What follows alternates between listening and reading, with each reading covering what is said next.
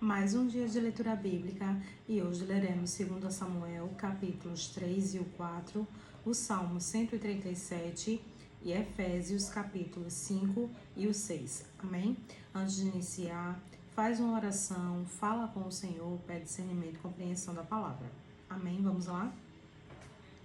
E houve uma longa guerra entre a casa de Saul e a casa de Davi. Porém, Davi ia se fortalecendo, mas os da casa de Saul se iam enfraquecendo.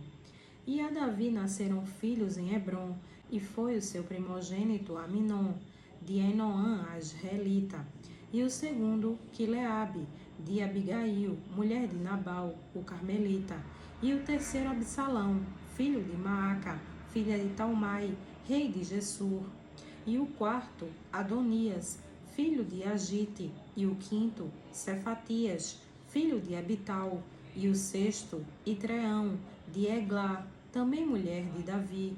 Estes nasceram a Davi em Hebrom. E, havendo guerra entre a casa de Saul e a casa de Davi, sucedeu que Abner se fez poderoso na casa de Saul. E tinha tido Saul uma concubina, cujo nome era Rispa, filho de Aiá, e disse Isbosete a Abner: Por que possuíste a concubina de meu pai? Então se irou muito Abner pelas palavras de Isbosete, e disse: Sou eu cabeça de cão que pertence a Judá? Ainda hoje faço beneficência à casa de Saul, teu pai, a seus irmãos e a seus amigos, e não te entreguei nas mãos de Davi, e tu hoje buscas motivo para me acusar por causa da maldade de uma mulher. Assim faça Deus a Abner, ou outro tanto, se, como o Senhor jurou a Davi, assim eu não lhe fizer, transferindo o reino da casa de Saul e confirmando o trono de Davi sobre Israel e sobre Judá, desde Dan até Berseba. E nenhuma palavra podia ele responder a Abner, porque o temia. Então enviou Abner da sua parte mensageiros a Davi, dizendo: De quem é a terra? E disse mais: Comigo faz o teu acordo, e eis que a minha mão será contigo, para tornar a ti todo Israel. E disse Davi: Bem, eu farei contigo acordo, porém uma coisa te peço: não verás a minha face, se primeiro não me trouxeres a Mical, filha de Saul, quando vieres ver a minha face. Também enviou Davi mensageiros a Isbosete, filho de Saul, dizendo: Dá-me minha mulher, Mical, que eu desposei por 100 prepúcios de filisteus. E enviou Isbosete e tirou-a de seu marido, a Paltiel, filho de Ilais. E ia com ela seu marido, caminhando e chorando atrás dela, até Baurim. Então lhe disse Abner: Vai-te, agora volta. E ele voltou. E falou Abner com os anciãos de Israel, dizendo: Já há muito tempo que procuráveis que Davi reinasse sobre vós. Fazei-o, pois, agora, porque o Senhor falou a Davi, dizendo: Pela mão de Davi, meu servo, livrarei o meu povo das mãos dos filisteus e das mãos de todos os seus inimigos. E falou também Abner aos de Benjamim. E foi também Abner dizer aos de Davi, em Hebrom, tudo o que era bom aos olhos de Israel e aos olhos de toda a casa de Benjamim. E foi Abner a Davi, em Hebrom, e 20 homens com ele. E Davi fez um banquete a Abner, e os homens que com ele estavam. Então disse Abner a Davi: Eu me levantarei e irei, e ajuntarei ao rei meu senhor todo Israel, para fazer acordo contigo, e tu reinarás sobre todo o que desejar a tua alma. Assim despediu Davi a Abner, e ele foi em paz. E tu reinarás sobre tudo o que desejar a tua alma. Assim despediu Davi a Abner, e ele foi em paz. E eis que os servos de Davi e Joabe vieram de uma batalha, e traziam consigo grande despojo. E já Abner não estava com Davi em Hebrom, porque o tinha despedido, e se tinha ido em paz. Chegando, pois, Joabe e todo o exército que vinha com ele, deram aviso a Joabe, dizendo: Abner, filho de Ner, veio ao rei, e o despediu e foi em paz. Então Joabe foi ao rei e disse: Que fizeste? Eis que Abner não veio contigo, Por que, pois, o despediste, de maneira que se fosse assim livremente?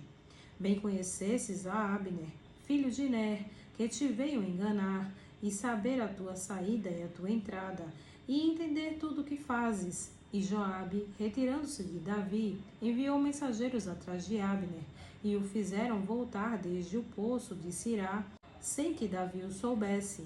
Voltando, pois, Abner a Hebrom, Joabe o levou à parte, à entrada da porta, para lhe falar em segredo, e feriu ali pela quinta costela, e morreu, por causa do sangue de Azael, seu irmão.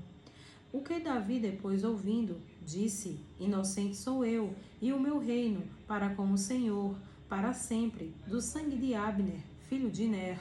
Caia sobre a cabeça de Joabe e sobre toda a casa de seu pai, e nunca na casa de Joabe falte quem tenha fluxo, ou quem seja leproso, ou quem se atenha a cajado, ou quem caia à espada, ou quem necessite de pão. Joabe, pois, e Abisai, seu irmão, mataram a Abner, por ter morto a Azael, seu irmão, na peleja em Gibeão.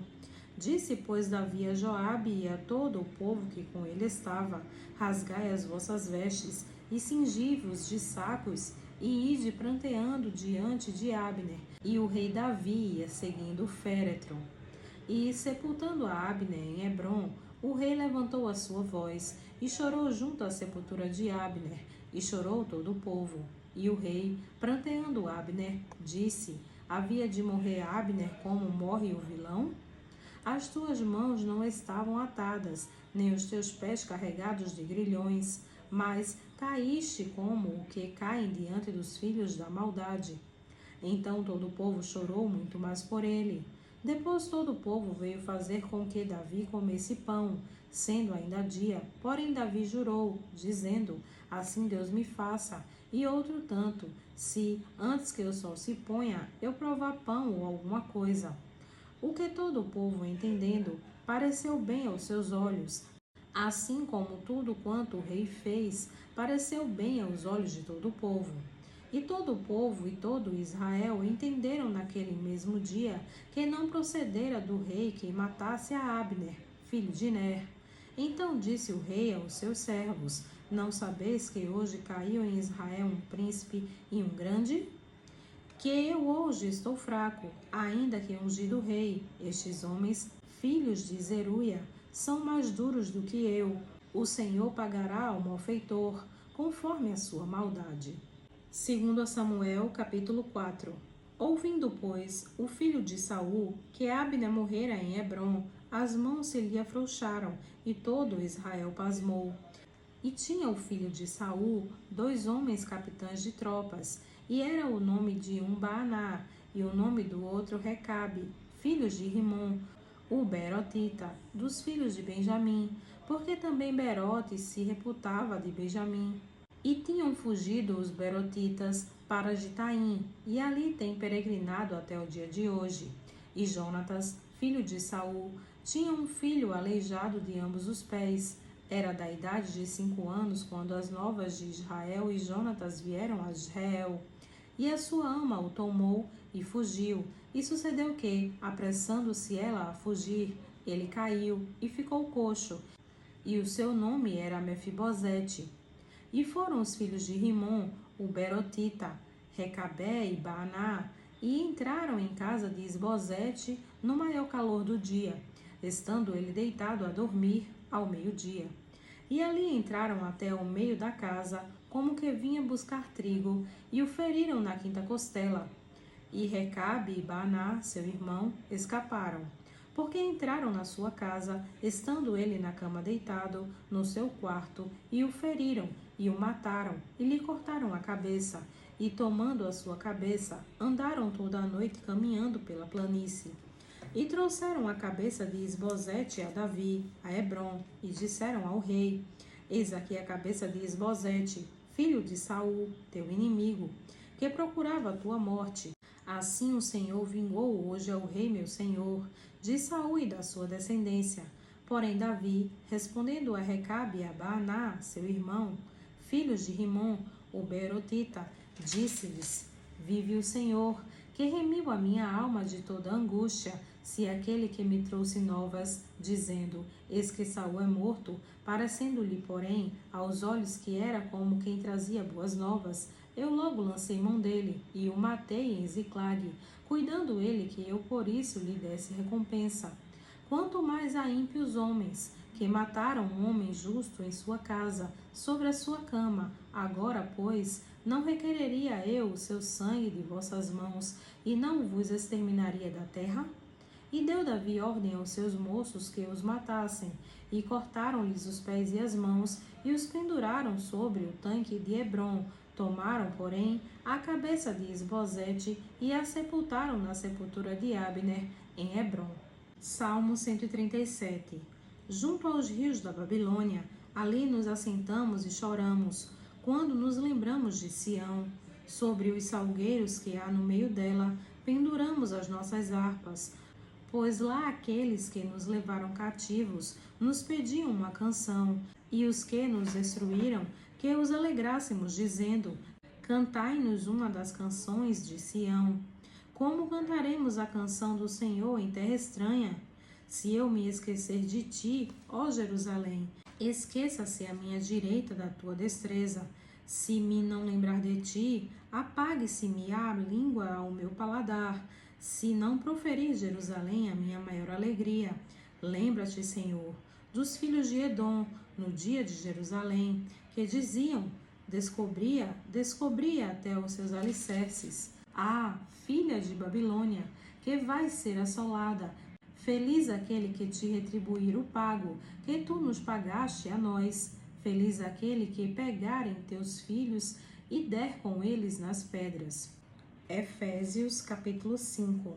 Sede, pois, imitadores de Deus, como filhos amados, e andai em amor, como também Cristo nos amou, e se entregou a si mesmo por nós, em oferta e sacrifício a Deus, em cheiro suave.